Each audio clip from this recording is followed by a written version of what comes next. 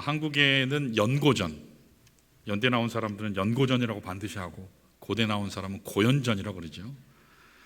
붙었다 하면 그냥 스포츠든지 뭐 학문이든지 학교 뭐 서열을 따지면 아주 눈에 불을 켜고 서로 따지죠. 미국 대학 중에서도 스포츠로 유명한 알려진 대학이 UCLA예요. 이게 LA에 있는 주립대학이죠. 이 대학 농구는 말할 것도 없고 풋볼 하면 뭐 굉장하죠. 그런데 그 남부 캘리포니아에 있는 USC라고 하는 남부 캘리포니아 대학과 쌍벽을 이루는 전국적인 명성을 가지고 있는 대학교들이에요.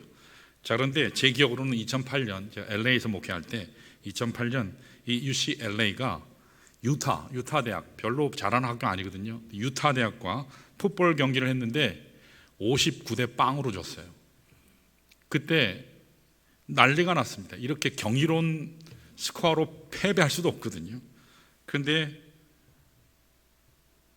그 당시 UCLA 학교가 개교 80주년이었는데 59대 0으로 진 거예요. 난리가 났습니다. 그때 이와 같은 패배 앞에서 선수들은 물론이지만 팀을 이끌어가는 코치가 얼마나 창피했겠습니까? 부끄럽겠을까요? 그럼에도 불구하고 이 릭 유하이 잭이라고 하는 코치가 선수들을 라커룸에 다 모아놓고 이 칠판에다가 이렇게 썼어요. 그걸 해석하면 이렇게 돼요. 역경을 당해 보아야만 진짜 내가 누구인지가 드러난다. 그 글을 이렇게 아이들에게 써줬어요. 여러분, 우리가 모든 것이 순적하게 잘 진행되고 모든 것이 잘 풀려나갈 때는 내가 어떤 인격의 소유인지 잘 몰라요. 내가 어떤 종류의 사람인지 분별할 수가 없다는 것입니다.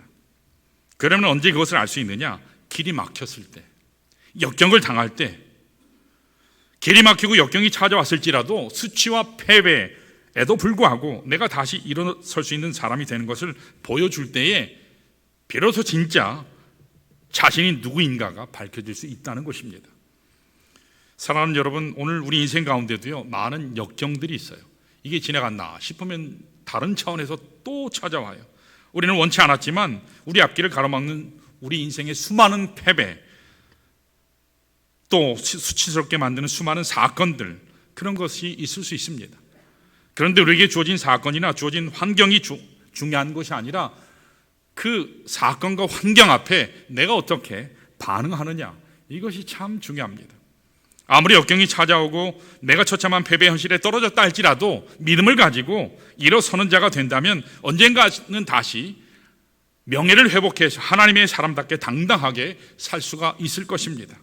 그러나 조그마한 시련 앞에 주저앉고 모든 희망을 포기해버리는 사람이 된다면 그 사람은 앞으로도 반복해서 실패를 계속할 수밖에 없을 것입니다. 자, 이런 의미에서 역경 자체보다도 역경을 당했을 때, 수치를 당했을 때 내가 어떤 자세로 반응하느냐, 그것이 우리 인생의 승패를 결정한다고 저는 그렇게 생각이 됩니다. 자, 오늘 같이 읽은 본문을 보시면 무너져버린 예루살렘 성터 앞에서 보였던 느헤미야와 유다 백성들의 반응이 잘 기록되어 있어요. 여러분 잘 아시는 것처럼 예루살렘 성은요, 유대인들이 가장 자랑스럽게 생각하는 성이에요. 거기에는 다윗의 꿈이 서려져 있어요. 하나님의 성전이 있는 곳이 바로 예루살렘 성이었기 때문에, 그래서 수많은 선지자들이 예루살렘 성이야말로 모든 영광의 중심 센터다, 나중에 말세가 되면 모든 열방과 이방인까지도 이 예루살렘 성에 모여서, 그 성전에 모여서 하나님을 찬양하고 하나님을 경배할 것이다, 그렇게 그들이 믿었기 때문에 이 예루살렘 성전은요, 예루살렘이라고 하는 도성은 너무너무 중요했습니다. 자, 그런데 이처럼 영광스러워야 될 하나님의 도성이 무너지는 수모를 당했어요. 성벽이 무너졌지요. 성문이 불타 없어졌습니다. 이런 처참한 현실을 경험하게 된 거예요. 더구나 이와 같은 처참한 현실은 한 번 경험한 게 아니에요. 약 140년 전에 바벨론 사람들에 의해서 처참하게 불탔던 처음 경험을 했어요. 자, 그런데 그래서 우여곡절 끝에 무너진 성읍을 다시 건축을 했거든요. 그런데 또다시 무너졌습니다. 그럴 때 그들은 견딜 수 없는 수치감을 느끼게 됐고 뼈아픈 아픔 앞에 어찌할 바를 몰라 하면서 방황하는 것이었습니다. 자, 이와 같은 상황 앞에서 우리 본문 17절을 보시면 느헤미야와 유다 백성들이 어떻게 반응했는가 거기 나와요. 자, 한번 읽어볼까요? 같이 17절. 자, 읽습니다. 시작. 후에 그들에게 이르기를 우리가 당한 공경은 너희도 보고 있는 바라. 예루살렘이 황폐하고 성문이 불탔으니. 여러분 지금 뭐라고 했습니까? 지금 너희들이 보는 것처럼 예루살렘 성이 공경을 당해서 성이 황무하게 변하게 되고 성문이 다 불타서 처참하게 됐다. 그러니까 어떻게 하자고 외치죠? 그러니까 포기하자 그렇게 얘기했나요? 그랬다면 느헤미야와 유다 백성은요 다시 회복할 수 없었어요. 승리자가 될 수 없었을 겁니다. 그런데 오늘 말씀을 보니까 이렇게 우리 형편이 어렵게 되고 황폐하게 되고 처참하게 되었지만 자 예루살렘 성을 건축해서 다시 수치를 당하지 말자 그렇게 외치고 있어요. 여러분 저는 이것이 하나님 앞에 우리 모두가 가져야 할 바른 신앙의 자세라고 믿습니다. 패배했으니까 포기하자, 수치를 당했으니까 이제 때려치고 물러서자, 그것이 아니고 수치를 당했을지라도 오히려 수치를 당했기 때문에 더 힘있게 일어나자라고 말하고 있어요. 더 이상 불명예가 반복되지 않도록 다시 힘차게 일어나자라고 외치고 있는 것입니다. 여러분 오늘 여러분과 제 삶 가운데서도요 이와 같은 수치에도 불구하고 패배에도 불구하고 무너진 삶의 터전임에도 불구하고 하나님 영광을 위해서 다시 일어서자 외치는 여러분과 제가 되시기를 축원합니다. 여러분과 제가 이미 아는 것처럼 우리 모두는 실패할 수 있습니다. 물론 우리가 의도하고 계획한 것이 아님에도 불구하고 우리의 삶의 터전이 무너지고 패배 나락에 떨어질 수 있어요. 그래서 지난날 내가 실패했다고 해서, 지난날 내가 패배와 수치 가운데 처했다고 해서 그런 수치를 반복해서는 안 된다는 것입니다. 이제는 믿음으로 하나님 안에서 이 모든 과거의 아픔, 수치를 청산하고 하나님의 영광을 회복할 때에 우리 인생이 바른 인생이 되고 하나님이 기뻐하는 삶을 살아가게 될 수 있습니다. 여러분 하나님께서 우리를 창조하실 때 어떻게 창조하셨는지 아세요? 영광스럽게 살라고 창조하셨어요. 그래서 하나님은 모든 만물과 구별되게 우리에게 하나님의 형상을 심어주셨어요. 그래서 하나님스럽게 살라고 우리를 만드셨어요. 여러분 우리 인생이 하나님 주신 본래 영광을 상실한 채 수치스럽게 초라하게 살아가면 이것은 하나님의 뜻이 아니에요. 자, 어떻게 우리의 삶이 하나님께 기쁨이 되고 영광이 될 수 있을까요? 오늘 우리가 바르게 살아가시기를 바랍니다. 나는 하나님의 형상대로 지음받은 존재다, 가장 존귀한 존재다. 그래서 여러분 스스로 너무 연민에 빠지시면 안 돼요. 스스로 자학하면 안 돼요. 실패감 가운데 쌓여 있으면 안 돼요. 그것은 하나님의 뜻이 아니에요. 하나님은 결코 두려움 가운데 우리 살라고 부르시지 않았어요. 하나님이 우리에게 주시는 것은 두려워하는 마음이 아니라 그랬어요. 능력 주신다 했죠. 사랑을 주신다 했죠. 절제해서 하나님의 영광 가운데 나아갈 수 있도록 우리를 빚으셨다고 말씀하셨어요. 자, 이런 의미에서 이 아침에 물어야 할 가장 중요한 질문이고 동시에 우리 그리스도인 가운데 가장 중요한 인생의 과제 중에 하나는 저는 이것이라고 생각해요. 자, 어떻게 하면 과거의 아픔을 다 청산하고 이제는 정말 하나님이 나에게 부어주신 본래적인 영광, 그 영광을 회복할 수 있을까? 이것이 이 아침 우리가 물어야 될 가장 중요한 질문이에요. 그것이 하나님이 우리에게 인생 가운데 주신 과업 중에 하나라고 그렇게 믿어요. 자, 오늘 본문 말씀을 통해서 우리가 어떻게 하면 잃어버린 삶의 영광, 그것을 다시 회복할 수 있을까? 여기에 대해서 오늘 본문을 통해서 정리를 한번 해보기를 원합니다. 자, 잃어버린 삶의 영광을 다시 회복하려면 첫 번째로 따라할까요? 나로부터 시작하라. 다 정확하게 얘기하면 철저한 자기 점검이 필요하다는 얘기예요. 철저한 자기 점검이요. 내가 누구인가? 내가 어떤 존재인가? 나의 현실이 어떠한가를 먼저 철저하게 대면하라는 거예요. 페이스하라는 거예요. 점검하라는 거예요. 그래야 바른 회복의 장으로 나아갈 수가 있습니다. 우리 다 같이 12절, 13절을 한번 볼까요? 자, 같이 한번 읽습니다. 길지만 같이 천천히 읽습니다. 시작. 내 하나님께서 예루살렘을 위해 무엇을 할 것인지 내 마음에 주신 것을 내가 아무에게도 말하지 아니하고 밤에 일어나 몇몇 사람과 함께 나갈새 내가 탄 짐승 외에는 다른 짐승이 없더라. 그 밤에 골짜기 문으로 나가서 용정으로 분문에 이르는 동안에 보니 예루살렘 성벽이 다 무너졌고 성문은 불탔더라. 아멘. 자, 여기 느헤미야가 드디어 예루살렘에 도착했어요. 아마 4개월에 걸쳐서 도착했을 것이라고 학자들은 얘기해요. 1500km를 떠나온 여정이니까 얼마나 힘들었겠어요. 그런데 3일밖에 지나지 않았어요. 더 쉴 수 있는데 3일 지난 후에 어느 날 밤 모든 사람들을 다 물리치고 측근 2사람만 데리고 그 한밤중에 성벽을 둘러보기 시작한 것입니다.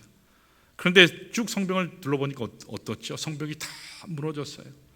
다음 주에 이제 그림으로 제가 설명할 건데, 예루살렘 성은요 10개의 문이 있어요. 그 문이 다 타버린 거예요. 저는 분명히 그렇게 확신해요.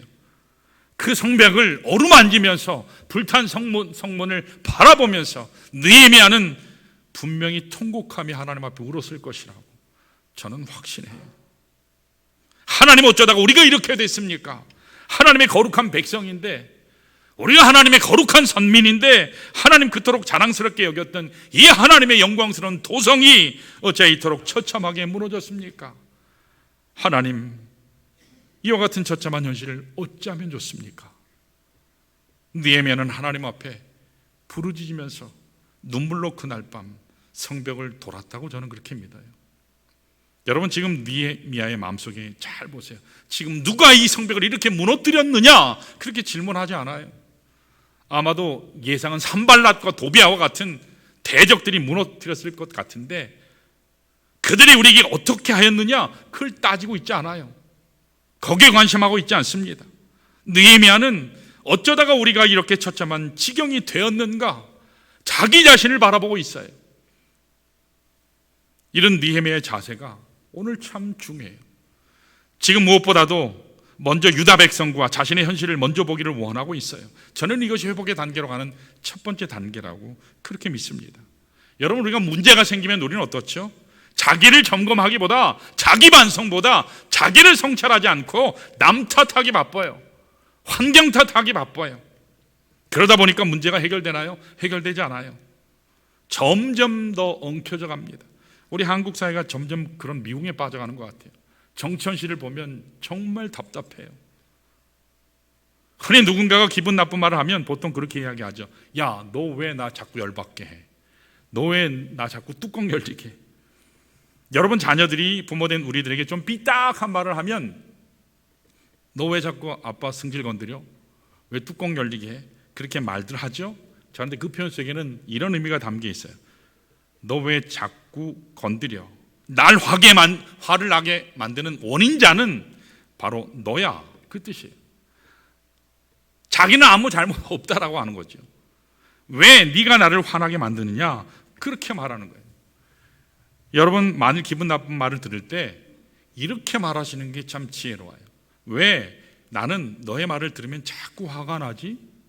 왜 자꾸 화가 나는지, 왜 그런지 모르겠어. 이게 아이 대화법이거든요. 나의 감정을 표현하는 거거든요. 이것은요, 자신을 비난하는 게 아니라 초점이 자기에게 맞춰 있어요. 이런 대화법이 지혜로운 거죠. 자기 입장을, 자기 감정을 표현하는 거예요. 누구를 비난하지 않죠.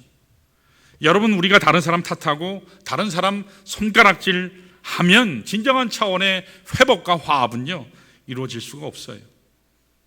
자기를 돌아보면 내가 얼마나 처참하고 부족한가, 이 모든 이유가 나 때문이 아닌가, 그것을 먼저 볼 수 있을 때 그때부터 회복은 시작되는 거예요. 하나님께서 여러분과 제 회복을 다루시는 방법도 꼭 마찬가지입니다. 여러분, 에스겔서 37장 집에 가서 한번 보세요. 에스겔서 37장을 보시면 하나님께서 이 망한 이스라엘을 향한 찬란한 영광, 그 회복의 그 환상을 에스겔에게 보여주세요. 지금 너희들이 비록 이렇게 초라하지만 장차 이스라엘 민족이 큰 군대가 일어나서 너희들의 왕국이 회복될 뿐만 아니라 수많은 족속들이 너희들 앞에 부복하며 너희들을 바라보며 하나님께 영광 돌릴 날이 곧 올 거야. 하나님께서 찬란한 이스라엘의 회복의 환상을 보여주세요. 자, 그런데 에스겔서 37장 1절 말씀을 읽어보시면 하나님께서 에스겔에게 이런 환상을 보여주시기 전에 먼저 보여주시는 게 있어요. 그게 뭔지 아세요? 에스겔로 하여금 골짜기 사이로 통과하게 하세요. 에스겔이 골짜기 사이로 통과해서 지나가면서 뭘 보았죠? 수많은 마른 뼈다귀들이 거기 쌓여 있는 것을 보게 됐어요. 말라서 비틀어지고 썩어 악취를 풍기는 뼈들이 죽어서 아무런 생명을 가지지 못한 그 뼈다귀 사이로 지나가게 하셨어요. 하나님이 왜 이를 먼저 행하게 하셨을까요?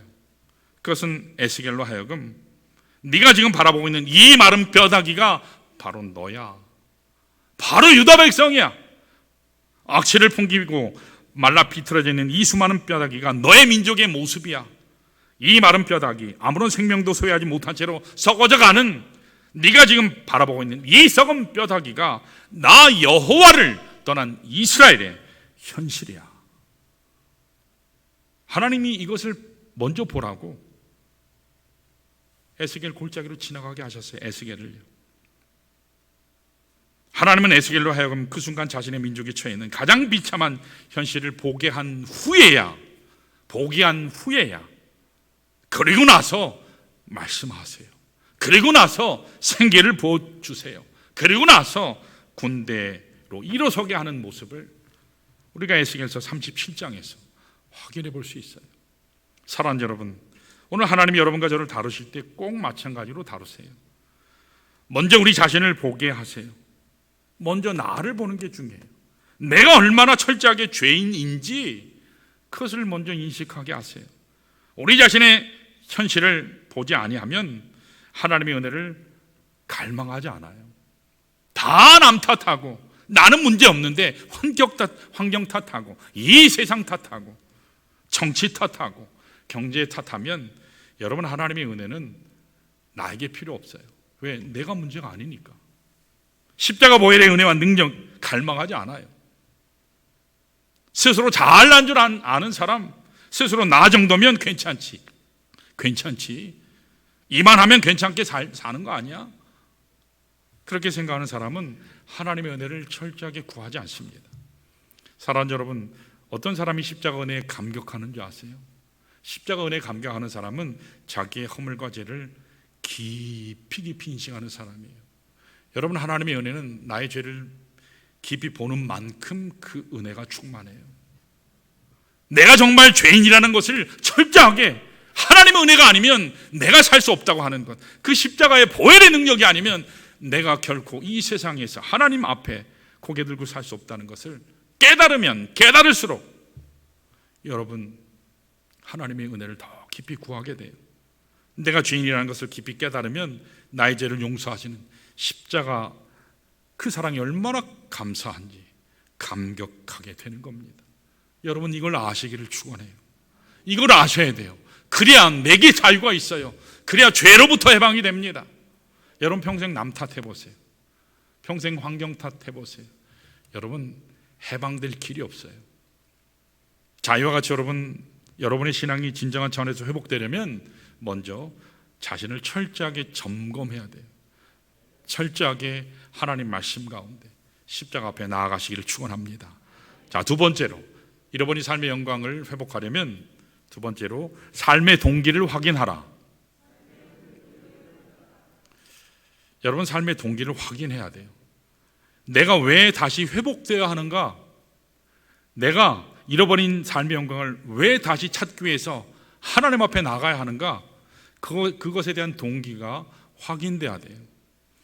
여러분, 우리 삶에 대한 동기가 분명하게 확인되지 않으면 진정한 차원의 회복을 누릴 수가 없어요. 여러분 모두가 성공하기를 원하시죠? 저는 우리 성도들이 다 성공해서 번성해서 돈 많이 버시기를 바라요. 아멘 크게 하셔야 돈 많이 버십니다. 우리 모두가 다 건강하시기를 바랍니다. 우리 자녀들이 다 잘 되기를 원합니다. 그래서 우리 가정들이 번영하고 번성하기를 원해. 우리가 다 그렇게 원하지 않습니까? 자, 그런데 더 중요한 게 있어요. 왜 내가 성공해야 하는가? 왜 내가 번영해야 되는가? 그 이유가 분명해야 돼요. 그 이유가 분명해야지 진정한 성공으로 나갈 수 있어요. 성공해도 내가 잘나서 성공했다가 아니라 하나님이 은혜 주셔서 하나님의 은혜로 내가 성공했습니다. 잘 되게 됐습니다. 하나님께 영광 돌리게 되는 거예요. 그러면 여러분 계속 하나님께서 번성하게 하실 줄 믿습니다. 여러분 한 번만 반짝하고 끝나는 그런 성공하시길 원치 않아요. 하나님은 우리에게 주시는 성공이 형통이 그런 게 아니에요. 여러분 17절을 우리 다 보면 왜 느헤미야와 유다 백성들이 다시 일어서서 예루살렘 성을 부흥하게 하렸는지 거기 근본 이유가 잘 나와요. 17절 하반부 이렇게 나와 있어요. 자, 우리 색깔로 되어 있는 거기를 읽어볼까요? 같이 시작. 자, 예루살렘 성을 건축하여 다시 수치를 당하지 말자 하고 그랬어요. 자, 여러분 여기 수치를 당하지 말자 빨간 걸로 이렇게 표시하는 게 좋아요. 자, 1차적으로는 물론 유다 백성들 자신들이 받는 수치를 의미할 수도 있어요. 그러나 그것만이 아니에요. 지금 그들이 궁극적으로 관심하는 진짜 관심하는 관심사는 유다 백성이 멸망하고 유다 민족이 아픔을 겪게 되는 것 그 자체가 아니고 그것 때문에 겪게 될 하나님 영광, 자기들이 잘못해서 자기들이 초라하게 돼서 전락함으로 말미암아 가려지고 떨어질 손상된 하나님 영광, 거기에 관심하고 있어요.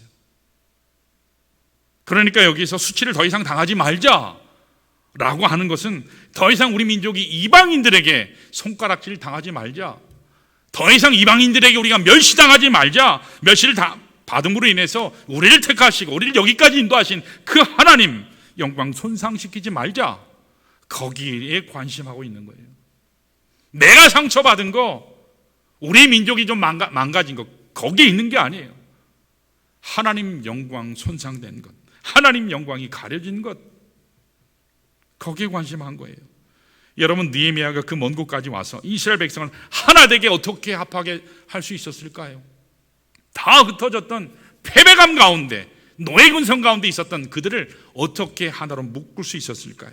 그것은 바로 이 하나님의 영광을 회복하고 하지 않은 것, 바로 여기에 있어요. 만일 느헤미야가 자기 개인의 영광이나 자기 개인의 명예 때문에 이 일을 추구했다면 결코 하나 될 수 없었어요. 느헤미야 관심사는 오직 한 가지예요. 무너진 하나님의 영광을 다시 일으키자. 저 온 세상 열방과 이방인들에게 하나님의 하나님 되심을 다시 세워드리자. 하나님의 영광을 드러내기 위한 절대적인 명분이 이 느헤미야에게 있었기 때문에 18절 말씀에 의하면 느헤미야가 이와 같이 제안했을 때 온 유다 민족이 뭐라 했는지 아세요? 자, 우리 모두가 일어나서 건축합시다. 건축합시다. 그렇게 한 마음으로 외친 것입니다. 그래서 그 결과 그들이 어떻게 했죠? 52일 만에 그 무너졌던 예루살렘 성벽을 다 건축할 수 있었던 것입니다. 이거 하나님이 하신 거예요. 하나님이 하신 거예요. 우리가 하는 게 아니에요. 느헤미야가 하는 거 아닙니다. 오늘 여러분과 저의 삶도 마찬가지예요. 우리가 목숨을 걸고 내 생애를, 한 번뿐인 내 삶을 다 드려도 아깝지 아니할 절대적인 삶의 동기가 있어야 돼요. 절대적인 삶의 명분이 있어야 돼요. 그래야지 우리의 인생 가운데 어떤 역경이 찾아오더라도 다시 일어설 수 있을 줄 믿습니다. 오늘 여러분들의 삶은 무엇이 주도하고 있어요? 여러분들은 삶을 살아가는 이유가 뭡니까? 여러분들이 이 세상에도 존재하는 삶의 목적이 뭡니까? 여러분들을 살게 만드는 진정한 차원의 동기가 무엇입니까? 여러분 질문해 보세요. 심각하게 질문해 보시기 바랍니다.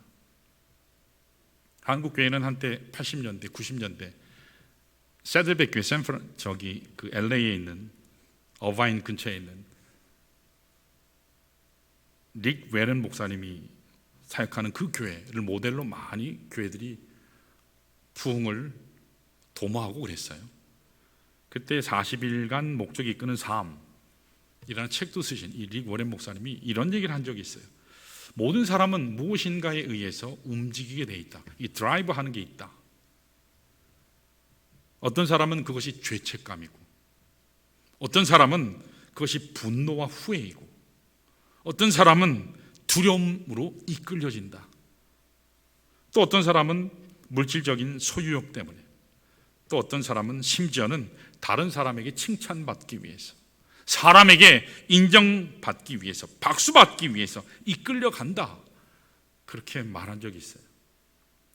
사랑하는 여러분들은 하나님 앞에 인생을 살아가실 때 무엇인가 열심히 일을 해야 한다면 무엇 때문에 그 일을 하시기를 원하세요? 오늘 하나님의 교회, 우리 교회 참 많은 사역들을 하세요. 많은 사역에 동참하세요. 그런데 여러분, 동기가 분명해야 돼요. 동기가 분명해야 돼요. 무엇인가 나를 드러내기 위한 것이라면 여러분 그거 잘못된 거예요. 사람에게 인정받고 박수받기 위한 것이라면, 더 나아가서 나의 소유를 충족시키기 위한 그 어떤 것이라면 여러분 그게 목적이 되면요 결코 오래가지 못해요. 여러분 내 자식도 마음에 안 들잖아요. 그렇게 사랑한다고 손에 물 안 묻히겠다고 약속해놓고도 어떻죠? 나중에 왼수가 되는 게 부부잖아요. 여러분 사람이 목적이 되면 안 돼요. 여러분 하나님이 목적이 돼야 될 줄 믿습니다. 하나님이 동기가 돼야 돼요. 그래야 온전하게 내 인생을 행복하게 살 수 있어요. 하나님이 동기가 되면요 문제가 생길 수 있지만 우리 인생 가운데, 그러나 하나님이 해결하실 줄 믿습니다. 하나님이 영광 받으시기 위해서 하나님은 당신의 일을 이루세요. 그래서 여러분 하나님의 영광이, 하나님의 목적이, 하나님 나라의 성취가 우리 삶의 동기가 되시기를 축원합니다. 그러면요 하나님께서 우리를 통해서 전성기로 우리의 삶 가운데 꼽히게 하실 줄로 믿습니다. 자, 이런 면에서 우리 모두는요 내가 누구인가에 대한 자기 점검이 필요해요. 그리고 그 다음에는 내가 왜 일을 해야 하는가, 내가 왜 일어서야 하는가, 내가 왜 열심히 뛰어야 하는가, 그에 대한 동기를 확인하는 것이 필요해요. 자, 마지막 세 번째, 우리 따라 할까요? 하나님 능력을 신뢰하라. 여러분 하나님 능력을 신뢰해야 돼요. 우리가 아무리 나를 점검 잘하시고 반성하시고 회개하셔도, 바른 동기까지 가졌다 할지라도 궁극적으로 우리의 삶의 성취, 형통, 성공을 이루게 하시는 분은 누구실까요? 하나님이십니다. 내가 아니에요. 하나님이에요. 그러므로 우리가 바른 점검도 필요하고 바른 동기도 필요하지만 궁극적으로 이 모든 일을 가능케 하시는 분은 하나님이시라는 사실이에요. 그래서 그 하나님의 능력을 여러분 신뢰하시기를 축원합니다. 자, 우리 19절을 한번 읽어볼까요? 19절 같이 시작. 호론 사람 산발랏과 종이었던 암몬 사람 도비아와 아라비아 사람 게셈이 이 말을 듣고 오래를 업신여기고 오래를 비웃어 이르되 너희가 하는 일이 무엇이냐, 너희가 왕을 배반하고자 하느냐 하기로. 아멘. 여러분 여기 느헤미야와 유다 백성들이 한 마음 한 뜻이 되어서 지금 뭐라고 외치죠? 함께 건축하자. 그렇게 했을 때 산발랏과 도비아, 하나님을 대적하는 무리들이 그 말을 듣고 지금 비웃고 있어요. 뭐라 하죠? 야, 너 니까 것들이 뭘 할 수 있는데? 나라도 없잖아. 니네 기껏 세워봐야 계속 무너지는데 또 세울 거야? 또 무너질걸? 아니 그리고 너 느헤미야 왕이 술관원이라고 하는데 너 혹시 아닥사스다 왕 배반하려고 그러는 거 아니야? 여러분 여러 가지 많은 수단을 동원해서 하나님의 사역을 무너뜨리러 가는 악한 영의 도전이 있어요. 여러분 항상 하나님의 교회가 흥왕하면, 하나님의 사역이 흥왕하면 반대로 사탄의 사역도 동일하게 흥왕하기 시작해요. 왜요? 사탄은 하나님의 일 잘 되는 꼴을 못 봐요. 여러분 기도하기 시작하면 사탄이 어떤지 아세요? 갑자기 방해하기 시작해요. 평소에 사이 좋았던 부부관계가 오해가 생기고, 가스불도 평소에 잘 끄던 분이 가스불 안 끈 것처럼 아주 강력하게 생각이 나서 기도하다 말고 집에 가보면 아무 문제가 없어요. 아무 문제가 없어요. 사탄은 얼마나 방해하는지 몰라요. 사탄은요 모든 수단을 동원해서 하나님의 사람들이 하는 사역을 막아서려 해요. 길을 꺾어버리고 합니다. 그때 20절에 느헤미야가 뭐라고 대답하죠? 우리 한번 읽어볼까요? 20절 자 시작. 내가 그들에게 대답하여 이르되 하늘의 하나님이 우리를 형통하게 하시리니. 아멘. 느헤미야가 분명히 얘기해요. 그래, 너 지적하는 거 맞아. 우리 유다 민족 개뿔도 없어. 아무것도 없어.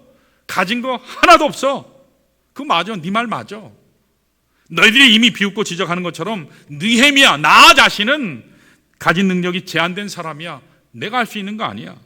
그러나 우리는 부족하고 연약할지라도 저 하늘에 계신 우리 아버지 하나님, 우리를 선택하신 그 하나님이 나와 함께 하시기 때문에 그분이 우리의 모든 과업을 형통하게 하셔. 이와 같이 그들이 선포할 수 있었던 겁니다. 사랑하는 여러분, 우리에게 진정한 성공을 주시는 분은요 하늘에 계신 아버지예요. 내가 아니에요.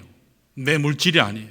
내 지혜가 아니에요. 내 노력이 아니에요. 물론 물질과 지혜와 노력이 필요해요. 최선을 다해야 돼요. 지난주에도 말씀드렸죠. 느헤미야가 하나님 앞에서 기가 막힌 전략을, 스트래터지를 잘했어요. 90%까지는 이루었는데 그가 미처 생각하지 못했던 것이 있어요. 뭐였죠? 거기까지 가는 동안 호위병이 필요했어요.